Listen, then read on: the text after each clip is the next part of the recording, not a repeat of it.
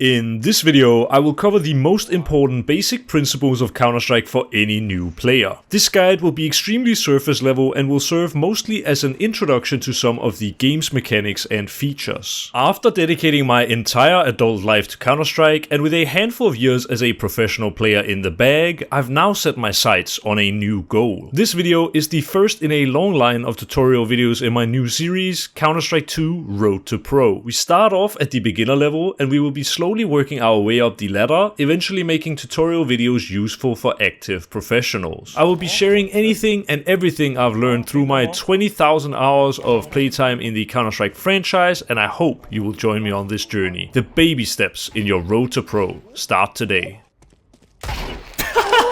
Here is something I made to help beginners with buying in CS2. The weapons lit up in green are the ones I recommend purchasing, as these are the only weapons used in pro play. There are two changes you could make to the CT side. A lot of people prefer the 5.7 over the CZ, so this is for me personal preference. I would put both of the $500 pistols as recommended purchases, but only your personal favorite in your loadout. I don't currently have the Mag 7 equipped on my CT side, but it does have a few niche uses like Inferno Banana. If you do want to add the Mag 7, I recommend switching out the Nova as they somewhat fill the same niche. I don't really have time to go too much into detail in this specific video, but this should serve as general guidelines for what and what not to buy in CS2. Buying armor in CS2 makes a huge difference. Here, a clip without armor where you can clearly see my aim jumps when I get shot. This phenomenon is called aim punch and can throw off your aim, making you miss when getting hit in a gunfight. Watch this clip of me getting shot where I do have armor. Do you notice any difference? On top of that,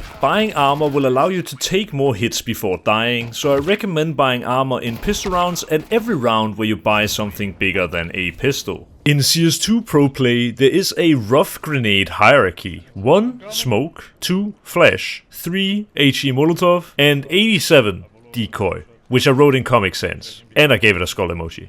Smoke grenades in Counter-Strike can be used to block a push, they can be used to remove vision to allow for a play, they can be used to turn off a Molotov, and they can be used to give yourself some space to play around it.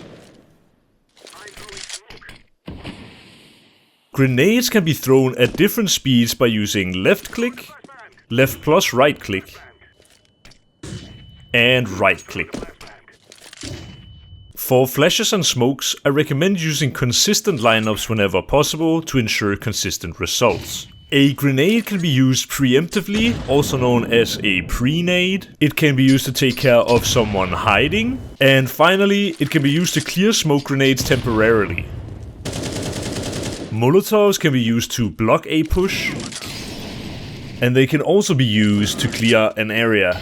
And decoys exist. The best way to learn spray control for beginners is shooting a wall on an offline server without moving your mouse to learn the pattern. After seeing the pattern, you can practice countering it to allow for a compact spray of bullets. Movement is an underrated art form in Counter-Strike, which can most definitely be the difference maker in rounds. Moving effectively is the best way to stay alive longer in a gunfight, which is why it's so important to practice. Currently in CS2, because the game is so new, the best ways to practice movement are not yet in the game. This shouldn't stop you from considering the importance of good movement in matches, and I urge everyone watching this video to think about how you move in-game. Future Road to Pros will go more into detail with important movement mechanics so as to prepare new players to take steps up the Counter-Strike ladder. And yes, one of the videos will literally be about ladders.